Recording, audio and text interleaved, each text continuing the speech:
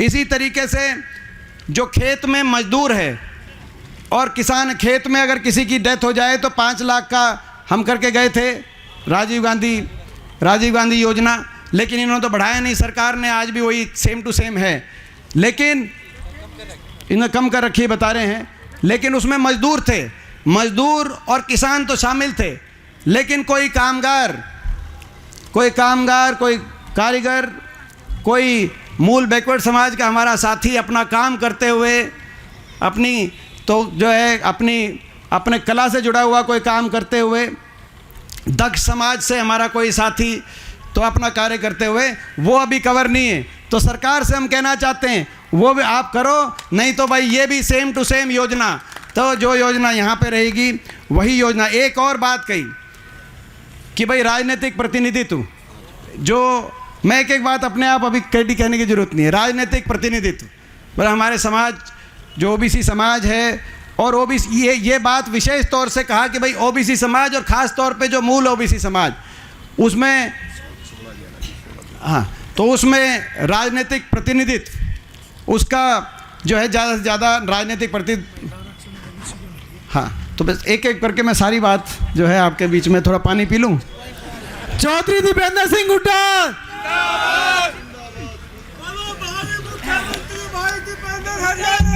जय। राजनीतिक प्रतिनिधित्व की बात की, आपको याद होगा जब आपकी सरकार थी कांग्रेस पार्टी की हरियाणा में, तो उस समय विभिन्न बोर्ड और कॉरपोरेशन के अलग अलग जगह ये सुनिश्चित किया गया था, चाहे रामनिवास घोड़ेला जी हों, चाहे भूपेंद्र गंगवा जी हों, चाहे तेलुराम जांगड़ा जी हों, योगेंद्र योगी जी हों, सुरेंद्र चाहे सेन जी हों, कमलेश पांचाल जी हों जो बैठी है महिला आयोग की उस समय चेयरमैन थी, चाहे बलराज बल्ले जी हों, राजेंद्र पाल गडरिया जी हों, टीपी बोस जी हों, छोटा सिंह चौहान जी हों, उषा शर्मा जी हों, बहुत से हमारे। और राज्यसभा में जो पहली सीट आई थी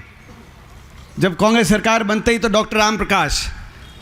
जो 2 बार लगातार राज्यसभा में रहे और कांग्रेस के कार्यकारी अध्यक्ष हुड्डा साहब के साथ अगर कांग्रेस में एक कार्यकारी अध्यक्ष रहे तो डॉक्टर राम प्रकाश रहे। आज हम उनको भी याद करते हैं, उनका बहुत संघर्ष रहा, डॉक्टर राम प्रकाश का, रामजी लाल जी का बहुत संघर्ष रहा। आज चंद्र प्रकाश जी बैठे हैं। और तो राजनीतिक प्रतिनिधित्व, मैंने ये बात, इस बात को मैंने पिछली बार जब कार्यक्रम हुआ तब भी कही थी, ये वो समाज है, ऐसा समाज है जिसकी जो बहुसंख्यक समाज है, अगर इनकी, इसीलिए हम जब कास्ट सेंसस की बात आती है तो उसका समर्थन हम इसीलिए करते हैं कि हर समाज को पूर्ण अधिकार मिले, जनसंख्या के आधार पे हर समाज का अधिकार होना चाहिए। ऐसा समाज है मूल ओबीसी समाज जिनकी संख्या अगर पूरे हरियाणा में या पूरे देश में गिनेंगे तो बहुसंख्यक समाज है, लेकिन एक किसी विधानसभा में उतना नहीं होता, इसीलिए उतने विधायक या उतने सांसद नहीं बन पाते। तो ये मैं आज आपको कहना चाहता हूँ, मैं आपका हूँ, आप मेरे हो, इस बात का जो आपके दिल में टीस है, इस बात की टीस मेरे दिल में भी है। और यही कारण था जब महिला आरक्षण बिल आया, अभी देश की पार्लियामेंट में, संसद में महिला आरक्षण बिल आया, तब मैंने महिला आरक्षण बिल में देश के 750 सांसदों में अगर कोई एक सांसद था जो उस महिला आरक्षण बिल में जो ये अमेंडमेंट जिसने संसद के अंदर लेके आए कि भाई महिला आरक्षण के साथ साथ मूल बैकवर्ड समाज का भी रिजर्वेशन लोकसभा की सीटों में होना चाहिए, तो वो दीपेंद्र ने वहां पे अमेंडमेंट लेके आए संसद के। आपने संसद की प्रोसीडिंग, आपने संसद की प्रोसीडिंग्स देखी होंगी, बाकी वो प्रोसीडिंग्स संसद में वो अमेंडमेंट लेके आए, मगर सरकार हमारी नहीं थी। और मैं सर ये कहना चाहता हूँ, इस पे सभी पार्टियों को हर बात से ऊपर उठकर हमारे मूल बैकवर्ड समाज को किस रूप से, जो बहुसंख्यक समाज है, इसीलिए कास्ट सेंसस भी हो, जातिगत जनगणना भी हो, उनको अपनी जनसंख्या के अनुसार अधिकार भी मिलें, और संवैधानिक रूप से जो विधानसभाओं और संसद के अंदर संवैधानिक रूप से भी उनकी जितनी जनसंख्या उस हिसाब से उनको प्रतिनिधित्व मिले। ये मैं समझता हूँ देश के अंदर ये बात लागू होनी चाहिए। और इसके लिए मैंने महिला आरक्षण में जब वो अमेंडमेंट में लेके आया, वो रिकॉर्ड की बात होती है अमेंडमेंट में, तो जब अमेंडमेंट लेके आए तो इस बात को समझ के, मैं सोच समझ के मैं वो अमेंडमेंट लेके आया था। और उसके लिए जब लेके आया तो लड़ाई लड़ेंगे, मगर उसके अभाव में भी, एक पत्रकार साथी मेरे से पूछ रहे थे उस दिन, उसके अभाव में भी जहाँ तक हमारी पार्टी की बात है, जितना जो हमारी पार्टी में, चाहे पार्टी की बात हो, पार्टी में चाहे टिकटों की बात हो, चाहे अभी संगठन बने संगठन की बात हो, जितना ज़्यादा से ज़्यादा हो सकेगा आपका प्रतिनिधित्व सुनिश्चित करने की जिम्मेदारी आज हम ये संकल्प लेते हैं कि उसका प्रतिनिधित्व आपको पार्टी के अंदर ज़्यादा ज़्यादा लिया जाए। तो भाई आज ये संकल्प लेते हैं कि हरियाणा में विकास का पहिया दोबारा घूमे, आने वाला समय बदलाव का हो, हरियाणा दोबारा विकास की पटरी पे चढ़े, हरियाणा देश में दोबारा नंबर 1 बने, बेरोजगारी में नहीं रोजगार सर्जन में हरियाणा देश में नंबर 1 बने। आज हम संकल्प लेते हैं 6 महीने के बाद, जब अगला साल चुनाव जब हो और चुनाव के बाद जब विजयदशमी का त्यौहार हो, विजयदशमी तक नहीं, अगले दशहरे तक नहीं सरकार होगी हरियाणा में, आज हम संकल्प लेते हैं अगली विजयदशमी तक हरियाणा के अंदर अहंकारी सरकार ना हो जो हर वर्ग का अहंकार करने का काम करे, मगर हरियाणा के अंदर अहंकार फ्री सरकार हो, जिसमें कोई अहंकार नाम की चीज़ नहीं हो, घमंड नाम की चीज़ नहीं हो, जो लोगों की सेवा करे। आज हम संकल्प लेते हैं कि अगली विजयदशमी तक हरियाणा में ऐसी सरकार ना हो जहां जो देश में सबसे ज़्यादा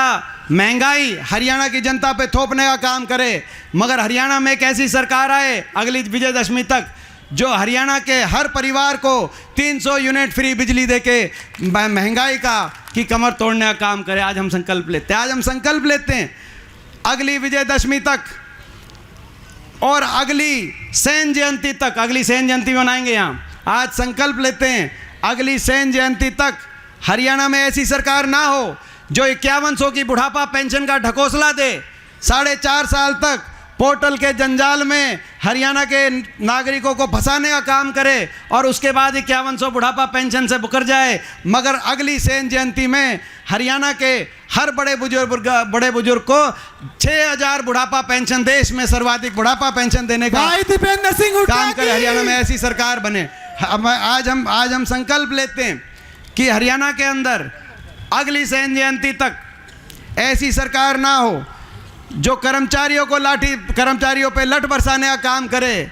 मगर ऐसी सरकार हो जो कर्मचारियों के हाथ में सम्मान से कलम देने का काम करते हुए ओल्ड पेंशन स्कीम लागू करे। आज हम ये संकल्प लेते हैं, आज हम संकल्प लेते हैं हरियाणा के अंदर अगली सैन्य जयंती तक ऐसी सरकार ना रहे जो किसान का, खिलाड़ी का, मजदूर का, गरीब का अपमान करे, मगर ऐसी सरकार हो जो 36 बिरादरी का, हर वर्ग का पूरा मान सम्मान करे। ऐसी सरकार, इस संकल्प में साथ हो कि नहीं हो? मैं जो संकल्प ले रहा हूँ ठीक ले रहे हैं कि संकल्प नहीं ले रहे? आज हम संकल्प लेते हैं कि आज हरियाणा में ऐसी सरकार ना हो जो पिछड़े वर्ग को, ओबीसी समाज को अपने अधिकारों से वंचित रखे और 9.5 साल तक चक्कर कटाए, लेकिन एक भी कोई काम ओबीसी समाज के लिए ना करे। मगर हरियाणा में ऐसी सरकार हो जिसने पहले भी ओबीसी समाज का आरक्षण बढ़ाने का काम किया हो और आते ही दोबारा से ओबीसी समाज को उसका अधिकार दिलाने का काम करे। आज हम संकल्प आज हम संकल्प लेते हैं हरियाणा के अंदर ऐसी सरकार ना हो जो देश में हरियाणा को बेरोजगारी में नंबर 1 बनाने का काम करे, मगर ऐसी सरकार हो जो रोजगार सर्जन में कहीं इंडस्ट्री आए, कहीं विस्तरीय विकास कार्य हों, ऐसी सरकार हो जो विकास के मामले में हरियाणा को नंबर 1 के पायदान पे ले। ऐसी सरकार हो, ऐसी सरकार ना हो जो 9.5 साल से जो बहादुरगढ़ की मेट्रो है, बहादुरगढ़ ही रुकी हुई है, एक खंबा भी मेट्रो का आगे नहीं बढ़ा, आपके सामने एक खंबा भी आगे नहीं बढ़ा। ऐसी सरकार आए हरियाणा के अंदर अगली सैन्य जयंती पे, जब सैन्य जयंती में हम आए तो बहादुरगढ़ की मेट्रो को रोहतक तक लेके आए। एक ऐसी सरकार हरियाणा में विकास कार्य हरियाणा के बढ़े और पूरे प्रदेश के अंदर महम का एयरपोर्ट दांगी साहब बताएंगे, ऐसी सरकार बने जो एयरपोर्ट लेके आए, कहीं एम्स लेके आए, कहीं जो है रेल की लाइन और कहीं विकास कार्य। तो मैं आप सबसे पूछना चाहता हूं, आज संत शिरोमणि श्री सेन भगत जी महाराज की इस पावन जयंती के उपलक्ष्य पे ये जो सारे संकल्प लिए, इन संकल्पों के लिए ईमानदारी से जो दिन रात हम लड़ाई लड़ रहे हैं, इस लड़ाई में आपका साथ और आपका आशीर्वाद रहेगा कि नहीं रहेगा, मैं आप सबसे पूछना चाहता हूँ। आप मेरे को जानते हो, मेरे को बचपन से जानते हो, मेरी आत्मा को पहचानते हो जो इंसान जिसे कहते हैं वो उस इंसान को आप जानते हो कि नहीं जानते हो? तो भाई मैं यही पूछना चाहता हूं आपसे, क्योंकि साजिश और षड्यंत्र रचे जाएंगे, चक्रव्यूह रचे जाएंगे।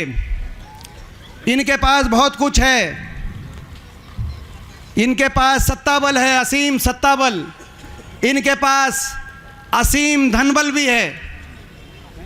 हजारों करोड़ इनके बैंक खातों में हैं बीजेपी वालों के। सत्ता बल भी है, धन बल भी है, मीडिया का बल भी इनके साथ है, तंत्र बल भी इनके साथ है। मेरे पास कुछ है तो आपका आशीर्वाद है और अपनी ईमानदारी है, उस आशीर्वाद में कसर मत छोड़ना, मैं ये कहना चाहता हूँ। मैं पूछना चाहता हूँ कि भाई आशीर्वाद में कोई कसर तो नहीं छोड़ोगे भाई?